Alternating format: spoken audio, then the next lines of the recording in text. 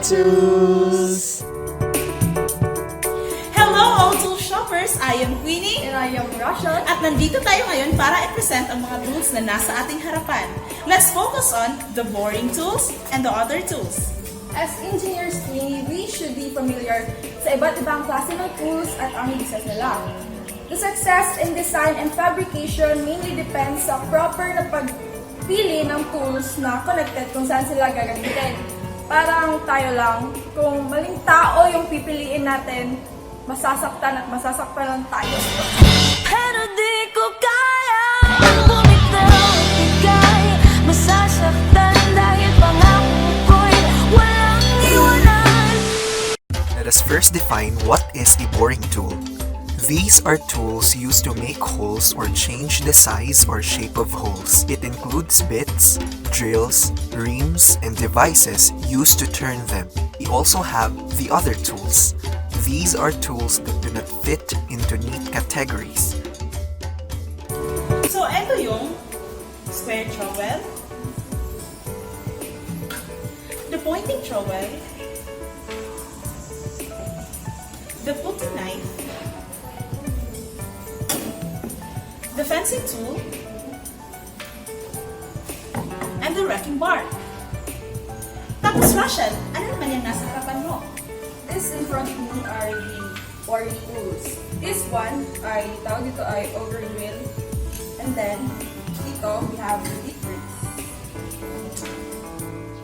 Bit brace is a hand-operated tool for boring holes in wood, consisting of a crank-shaped turning device. The brace grips and rotates the hole cutting tool, the bit. Sa paggamit ng bit brace, ang isang kamay ay nakapatong sa ulo nito, at ang isang kamay naman ay nakahawak sa handle ng bit brace. Bago gamitin ang bit brace, siguraduhin mong matalas or sharp ang bit nito. Sa paggamit naman nito ay dapat tama ang iyong posisyon. Pagkatapos, siguraduhin mong ilagay ito sa tamang lalagyan upang iwas sa disgrasya. For the safety use of hand tools, keep your cutting tool sharp and in good condition. Don't work with oily or greasy hands. Handle sharp-edged and pointed tools with care. Always carry pointed tools by your side with the points and heavy ends down, and always remember to wear your personal protective equipment.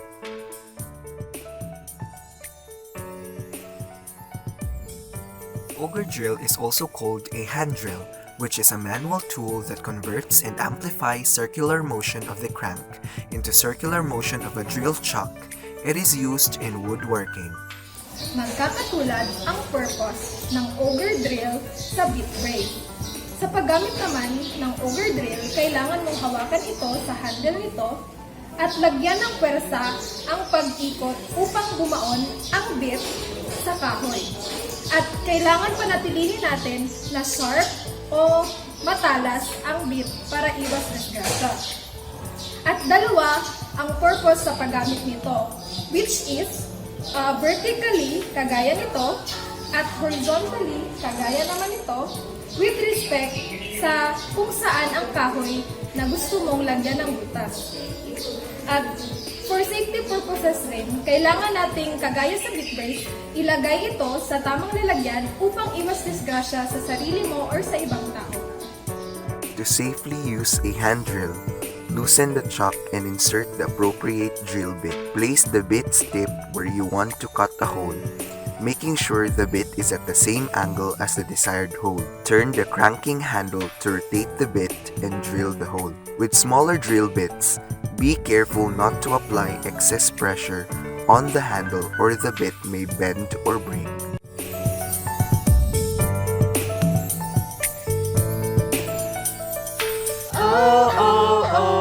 Tools! Welcome back, O-Tool Shoppers! At ngayon, tatalakayin naman natin ang ibang panguli ng other tools. Live from Tool Center, ikaw naman, Queenie! Thank you, Rachel. At ngayon, nandito po tayo sa Tool Center para hanapin ang iba pang other tools. At ito po ang ating pointing trowel, ating brick trowel. Ito naman po yung Vista.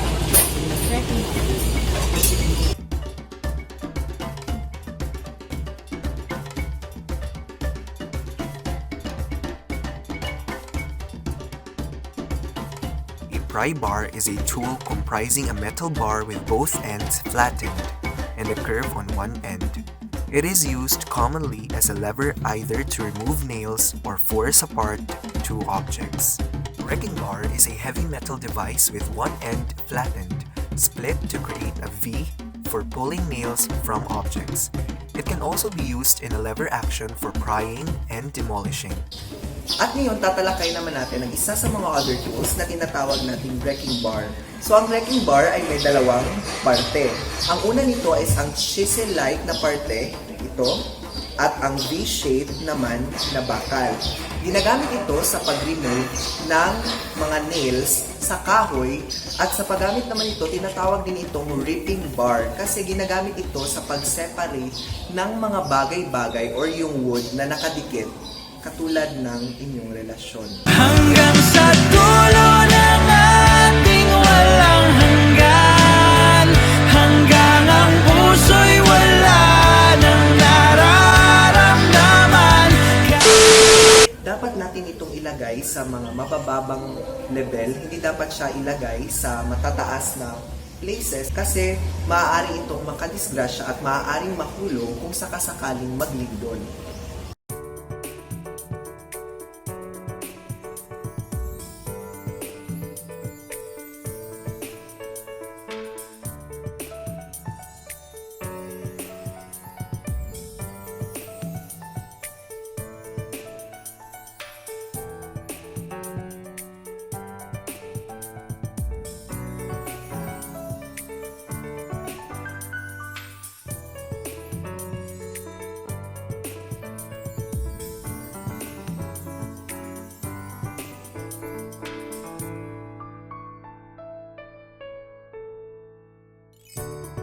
Ang susunod naman ng mga bagay na aking ipapakita ay kaparehong ginagamit sa concrete or cement or masonry works. Ang una ay itong pointing trowel. So, ito siya. Pangalawa naman ay ang finishing trowel. Ito.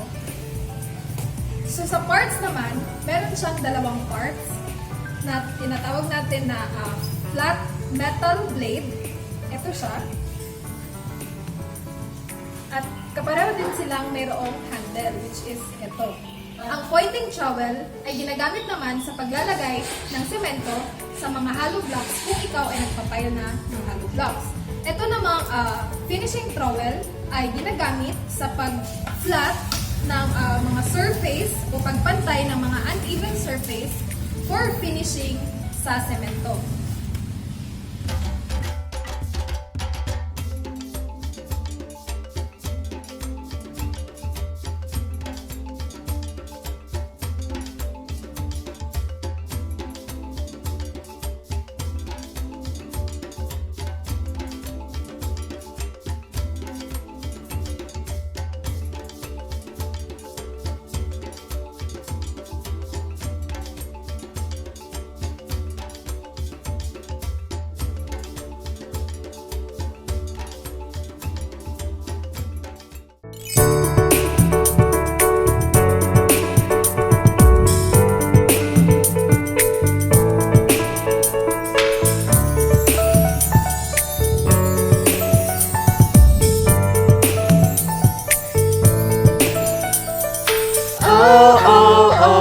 Tools!